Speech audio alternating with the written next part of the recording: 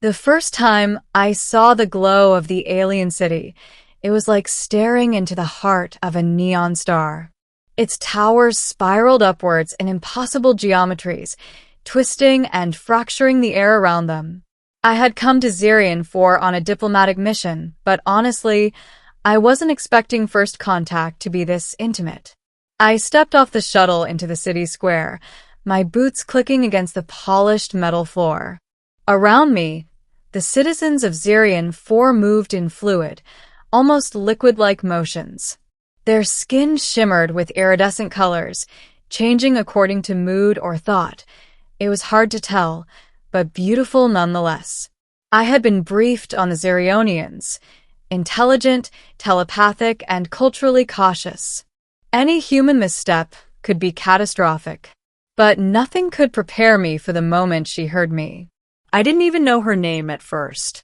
She appeared in the square like a whisper of light, observing the humans with curiosity and caution.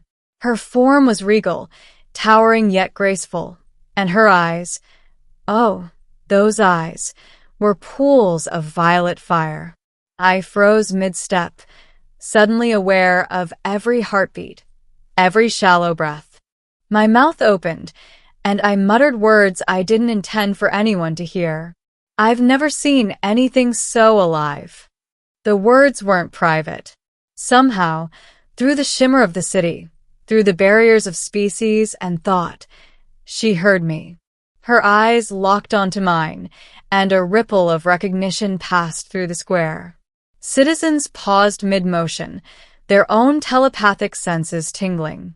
I was a human who had made contact, unintentionally, and she knew. "You speak freely, human." A voice resonated in my mind. It wasn't loud. It was calm, resonant, commanding. But words carry weight here. "Tell me, do you understand what you have said?" I swallowed hard. The telepathy was overwhelming. I felt her curiosity, her intensity, as if she were stretching her mind into mine.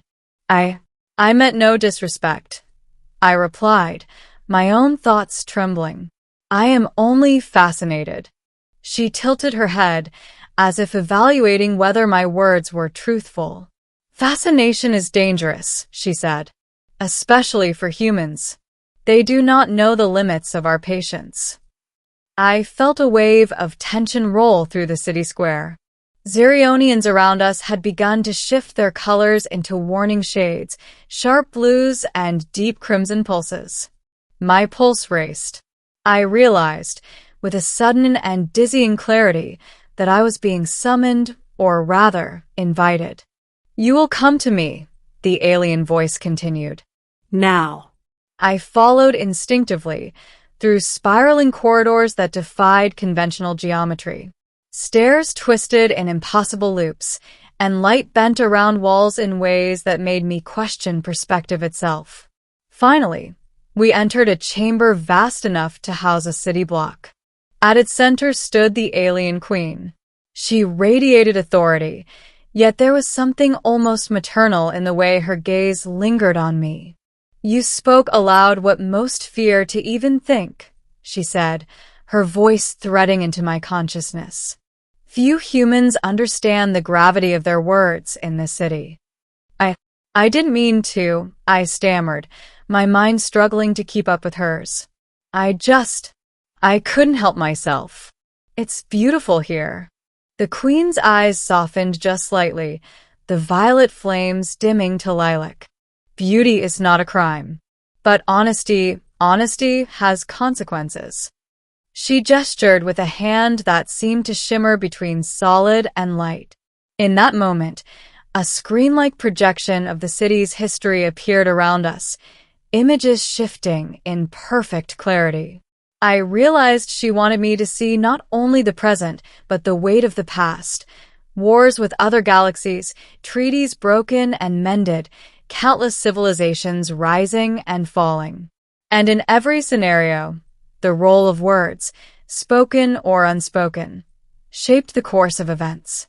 "You humans," she continued, her voice rippling with amusement and warning, "believe words are harmless.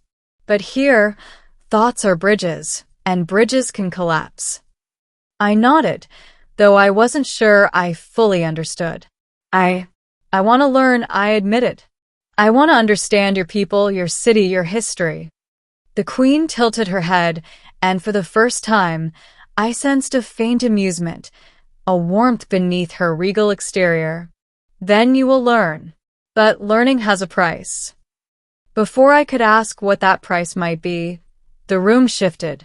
We were no longer in the chamber, but standing on a floating platform above the city. Below us, the Zirionians flowed like liquid light, weaving patterns I could only describe as art in motion. Observe, the Queen said. Every color, every shift, every thought and word is a thread in the tapestry of our society. A single word, careless or cruel, can unravel the fabric. I watched in awe, but also in terror. I had always thought of diplomacy as measured, as safe. Here, even a single misstep in speech could ignite disaster. I will be careful, I promised. The Queen's gaze bored into me, and suddenly I felt a strange pull, an urge to reveal my own thoughts fully, to lay bare my human mind for her inspection. Hesitant, I relented. I projected my curiosity, my fears, my awe, my hesitation. She received it all, and the weight of understanding passed between us. You humans are fragile, she said finally. Yet there is potential. You see what we cannot hide, and you speak truth when others would falter. That is rare. Her words settled over me like a wave. I realized then that this was more than a simple meeting. This was a test, a probing of not just my intellect, but my integrity. Could I withstand the transparency that their telepathy demanded? Could I speak honestly, even when honesty might betray me? I will try, I said.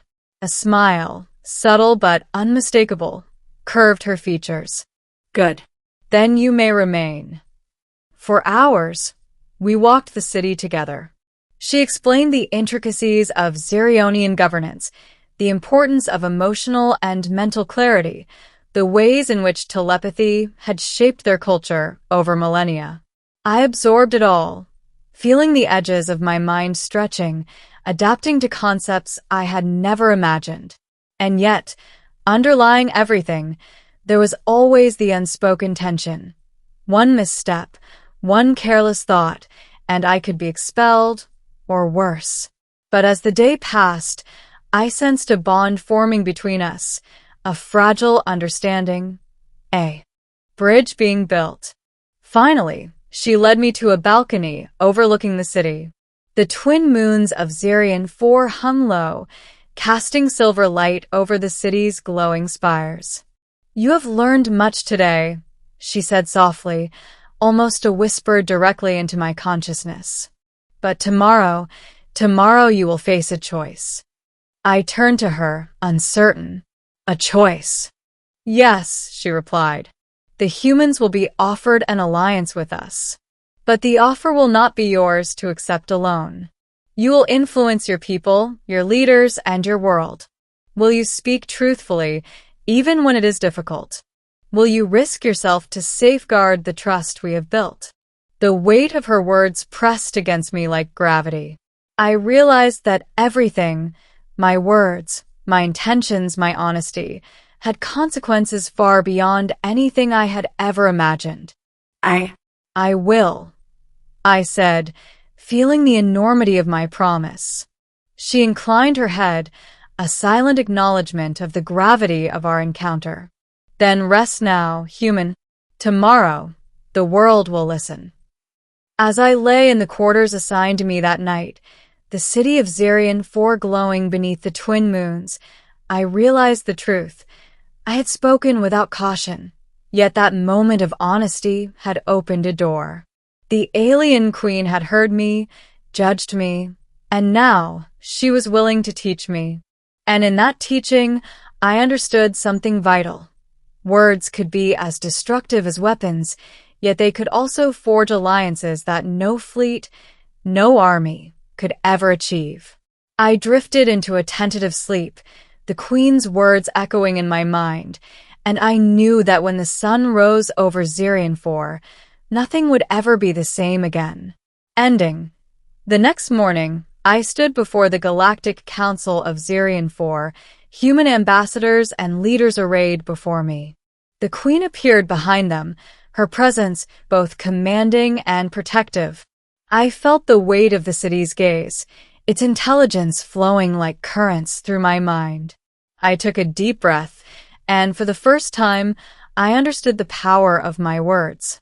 I spoke honestly, without fear, without embellishment, sharing not only my hope but my limitations, my vulnerabilities, and my commitment to mutual understanding. The council listened. The Queen's eyes softened, and for the first time, I felt a hand, metaphorical or not, guiding the fragile bridge we had begun to build. The decision that followed would shape the course of human history and Zirionian history alike.